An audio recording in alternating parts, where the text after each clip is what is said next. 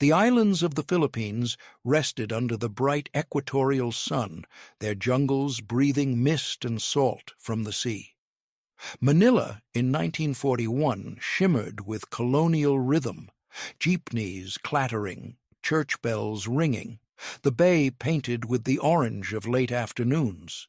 In the wards of Sternberg General Hospital, young American nurses in starched white uniforms tended to patients recovering from dengue and tropical fevers. They had arrived on orders from the U.S. Army Nurse Corps, carrying with them a sense of adventure and a quiet belief that this remote post was only a chapter before returning home.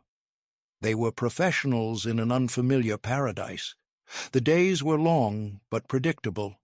Supplies arrived regularly from San Francisco, drills were routine, the laughter of soldiers filled the corridors at night.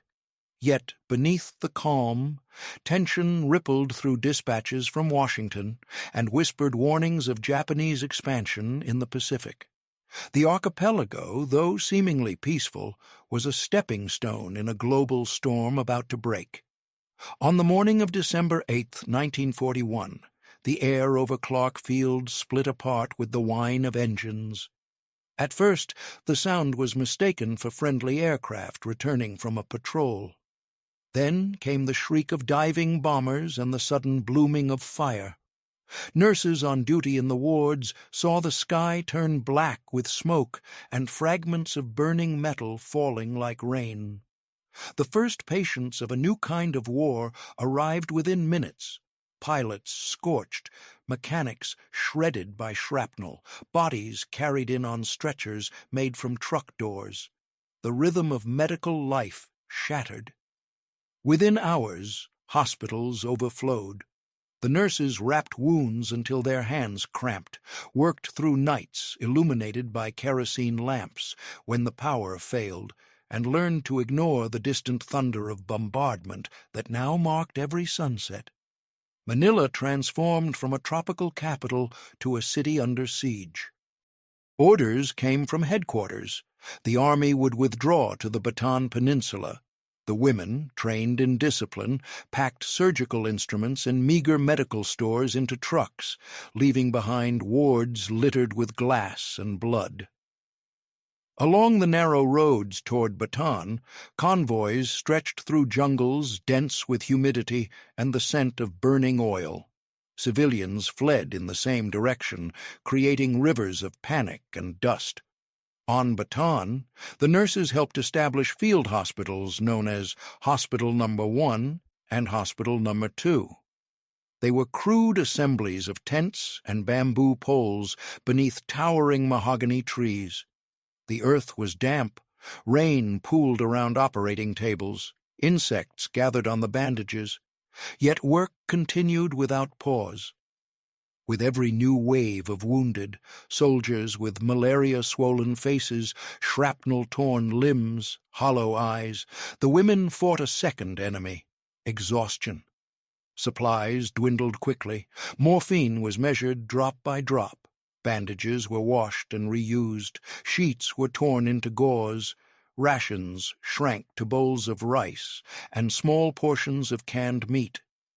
Disease became a silent front line, dysentery, beriberi, tropical ulcers.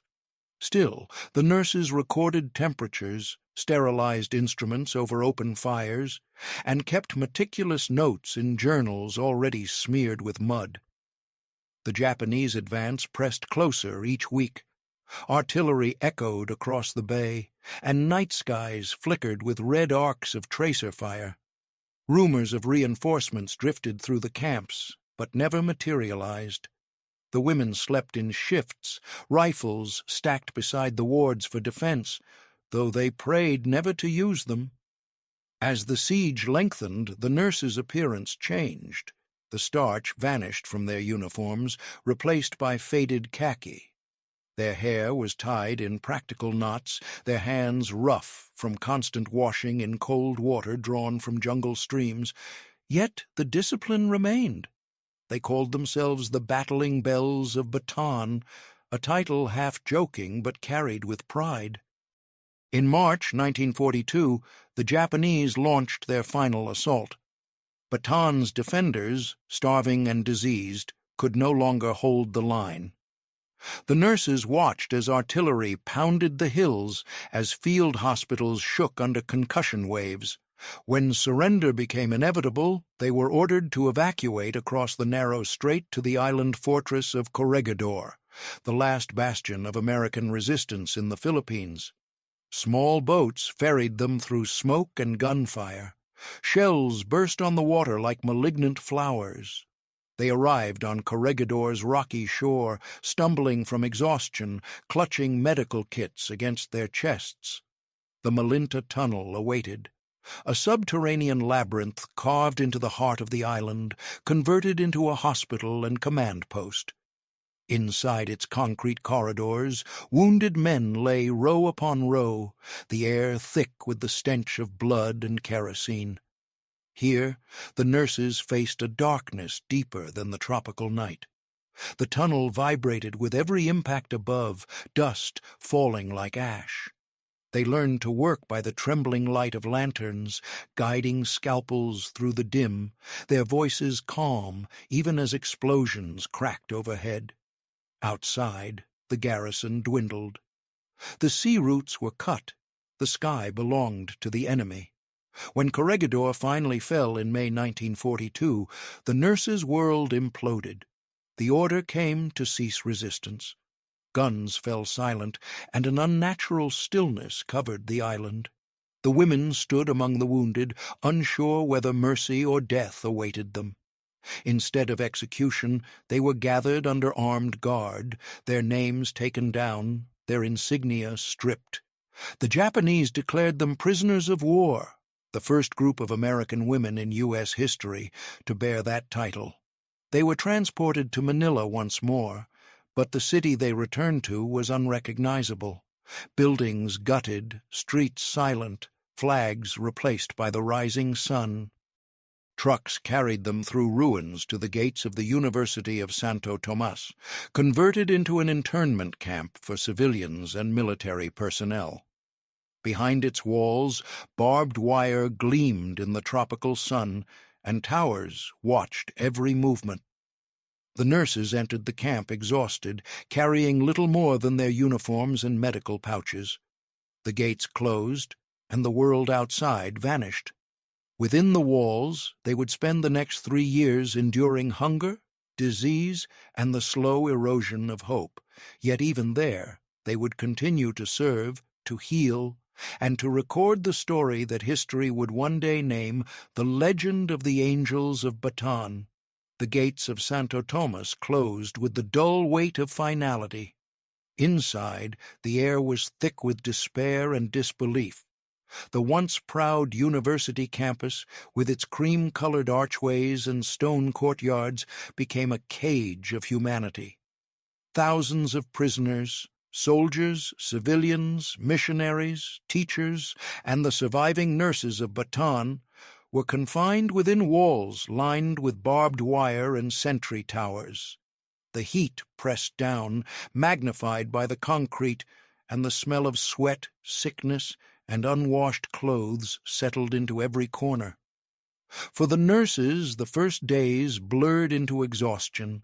They were issued thin mats to sleep on, in overcrowded rooms where the floor was bare cement and mosquitoes hummed in the stagnant air. Rations consisted of rice, thin as dust, sometimes accompanied by watery vegetable broth. The women, accustomed to rationing on Bataan, quickly recognized the pattern of slow starvation. Their cheeks hollowed, their uniforms hung loose, yet discipline sustained them. They reformed a semblance of medical order, transforming one building into a hospital ward, using scavenged supplies and instruments hidden during their transfer. The makeshift hospital became a sanctuary amid chaos. There were no antibiotics, no anesthetics, no running water beyond a single hand pump in the courtyard. Still, they treated malaria, pneumonia, dysentery, infections born from malnutrition. Their hands trembled from hunger as they dressed wounds, recorded temperatures, and kept the daily log that later historians would call a monument of endurance.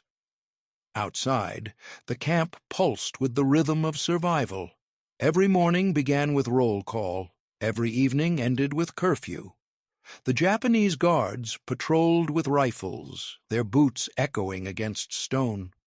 The prisoners adapted to a grim schedule, gardening to supplement food, trading with sympathetic locals through the fences, carving utensils from bamboo. For the women, the greatest fear was illness, for sickness spread faster than rumors, and medicine was rarer than hope. The months turned into years. Seasons in the tropics changed subtly. The wet season flooding the courtyards, the dry season filling the air with dust. The nurses' skin browned under the sun, their hair thinned, but their determination hardened. They became symbols of resilience for everyone inside Santo Tomas. The sick called them angels, though they themselves felt far from holy, exhausted, frightened, yet unyielding. In secret notebooks, they kept records of deaths and births, of calories and temperatures, of whispered news from the outside world. Sometimes a smuggled newspaper reached the camp, its pages hidden inside bundles of food. Rumors of American advances circulated like fragile sparks of light.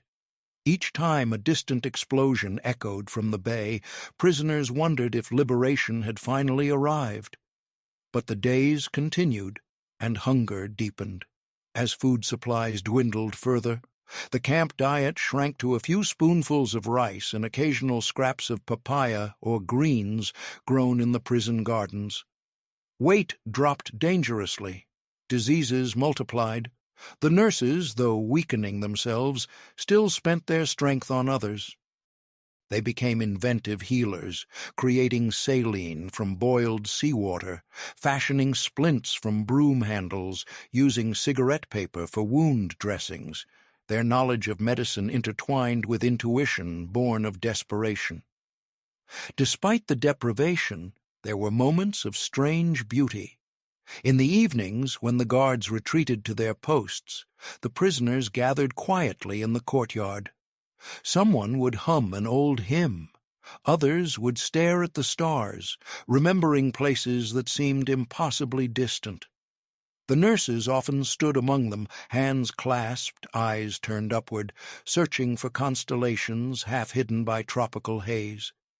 They dreamed not of glory, but of simple things. Clean sheets, bread, the cool silence of a hospital ward untouched by war. The second year brought harsher rules. Internees were forbidden from speaking to civilians through the fences. Punishment for infractions grew severe. Yet the nurses maintained their clandestine communication lines, passing notes folded into medicine bottles, slipping letters into bundles of laundry. Information flowed in whispers. The Pacific tide was turning. Allied forces had landed on Guadalcanal, and the Japanese Empire was slowly retreating. These rumors nourished the spirit more than food. By 1944, the toll of captivity was visible on every face. Some prisoners no longer rose from their mats. The nurses themselves were skeletal, their uniforms patched with rags, but they continued rounds from dawn to dusk. The camp's children, born within its walls, knew them as constant presences, caretakers who mended torn clothing and cooled fevers with damp cloths. Through it all, meticulous records persisted. One nurse, using paper scavenged from old ledgers, listed every patient treated, every dose of quinine administered, every life lost. Her handwriting grew fainter with each passing month, yet she continued until her pen ran dry. Later, those pages would survive as proof of endurance, testaments written in fading ink. As the final year of captivity approached, distant sounds of warfare grew louder. The sky over Manila occasionally flared with fire. American bombers returned, and the prisoners, instead of fear, felt elation in every tremor of the ground. The Japanese guards grew tense and unpredictable. Rations were cut again. Discipline turned brutal. But within that tightening noose, hope blossomed irrepressibly. The nurses prepared for the worst and the best.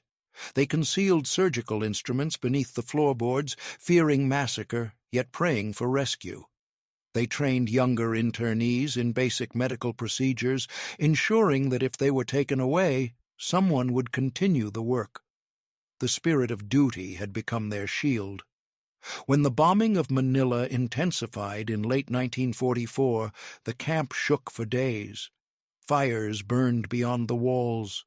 Smoke filtered through the barred windows. At night, the glow of destruction painted the sky crimson. Rumors spread that the Japanese planned to move all prisoners to the mountains, a death march none would survive. The women tightened their resolve, organizing supplies, storing water, counting bandages. In January 1945, distant artillery rolled like thunder from the north. The ground trembled again, but this time the rhythm was different, stronger, nearer. The guards grew frantic. Orders changed hourly. Then came the unmistakable sound of tanks. The Americans were returning. The liberation of Santo Tomas erupted in chaos and disbelief. Before dawn, flashes of gunfire lit the walls. Tanks from the 1st Cavalry Division broke through the gates, their engines roaring in the courtyard. Prisoners, dazed and skeletal, stumbled from their quarters. The nurses, pale and trembling, watched soldiers in clean uniforms enter the compound. Some tried to salute but lacked the strength. Tears streaked faces hardened by years of hunger. Freedom, when it came, felt unreal. Food rations were distributed, medical teams arrived, and the survivors were photographed, hollow-eyed but unbroken. The nurses who had once tended the wounded of Bataan were now patients themselves, their bodies frail but their spirit intact. Yet even as they received treatment, many insisted on continuing to care for others. Their instinct to serve outlasted captivity. Outside the walls, Manila lay in ruins, a city gutted by war. Liberation was not peace, but transition, from survival to remembrance, from silence to testimony. The nurses, now called the Angels of Bataan and Corregidor, began the slow process of telling what had happened in the shadows of history. Liberation did not bring immediate peace. The survivors of Santo Tomas emerged from their prison as specters of what they had once been. Their bodies, starved and frail, carried the marks of 3 years of deprivation. Yet in their eyes burned a light that refused extinction. Trucks and ambulances carried them through the wreckage of Manila, streets reduced to ash, walls crumbling under vines of smoke, bridges collapsed into rivers thick with debris. The city they had known was gone, replaced by silence and the acrid scent of war's aftermath. The nurses were taken to temporary field hospitals established by the returning American forces. There they underwent medical examinations and received food their stomachs could barely handle. Some wept at the sight of bread and coffee, others simply stared, unable to reconcile abundance with memory. Refeeding was a fragile process. Bodies could not immediately accept what minds longed for. Doctors monitored them as they regained strength, ounce by ounce. Letters were written to families who believed them dead. Months of uncertainty had separated them from the world. Names had been etched into lists of the missing. Now telegrams carried across the Pacific the impossible message, "They are alive." Across America, parents, husbands, and children read those words with disbelief. Newspapers printed their photographs, thin figures in uniforms hanging loose, standing beside tanks beneath the shattered archway of Santo Tomas. They were hailed as heroines, though most felt unworthy of such praise. Recovery extended beyond the body. Nightmares lingered, the sound of footsteps outside their prison quarters, the taste of starvation, the faces of those who had not survived.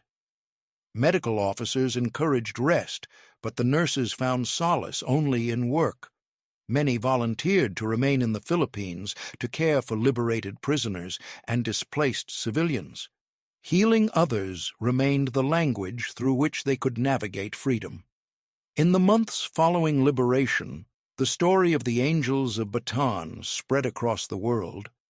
Journalists described them as symbols of courage and devotion, but beneath the headlines lay deeper truths: the quiet suffering, the endurance forged in darkness, the collective strength that had preserved both life and dignity. Military historians documented their service as the first large group of American women ever captured and held as prisoners of war. They had endured what few imagined women could endure, yet their survival became proof of what discipline and compassion could achieve under the weight of inhuman conditions. By mid-1945, as the war in the Pacific drew to a close, the surviving nurses were transported home. The journey across the ocean felt both endless and unreal. For days, the sound of the ship's engines replaced the rhythm of confinement. Some spent the voyage writing memoirs in small notebooks. Others stood on deck staring at the waves, trying to remember who they had been before the war.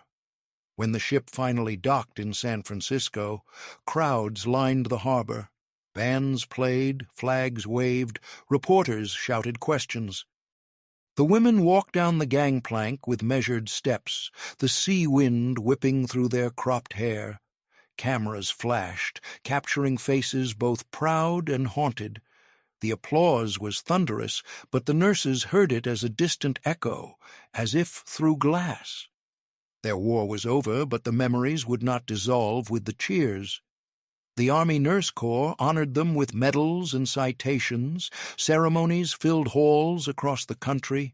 Speeches praised their courage, and posters bore their image as examples of American resilience. Yet after the parades faded, each woman faced the quiet battle of returning to ordinary life. Hospitals welcomed them back, but sterile wards and clean sheets felt surreal after the tunnels of Corregidor and the barracks of Santo Tomas. The sound of surgical instruments still reminded them of the jungle. Many awoke at night expecting to hear bombers or the rattle of rain on canvas. Some married and raised families, others pursued further service in the military or public health. A few spoke publicly about their ordeal, while others chose silence. The government gathered their testimonies for historical record, and their journals were preserved as evidence in military archives. These documents became invaluable, capturing not only the chronology of events, but the essence of endurance. How duty can anchor the human spirit amid collapse. As decades passed, historians revisited their story. They traced the nurses' journey from the tranquil hospitals of pre-war Manila through the jungles of Bataan, the infernal darkness of the Malinta Tunnel, the captivity of Santo Tomas, and finally, the long road home. Veterans of the Pacific War recognized them as comrades. Scholars called them pioneers of women's military history. Museums displayed their uniforms, faded and patched, beside instruments rusted by tropical air. Their faces, once youthful, now appeared in black and white photographs, eyes steady, posture erect, embodying quiet strength. Yet beyond commemoration lay deeper meaning. The Angels of Bataan were more than survivors. They represented a transformation of the role of women in war.